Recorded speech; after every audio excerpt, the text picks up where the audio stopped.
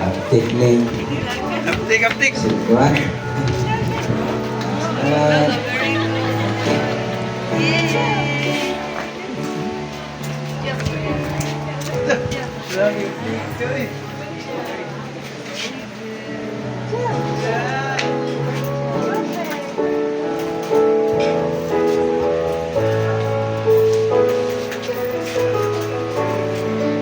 Itong queens or aras, ito po ay simbolo ng panalangin ng Diyos.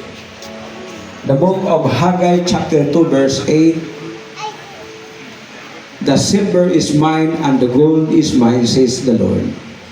So ito po ay simbolo ng panalangin galing sa Diyos. Ang may-ari sa lahat ng bagay ang Panginoon. So,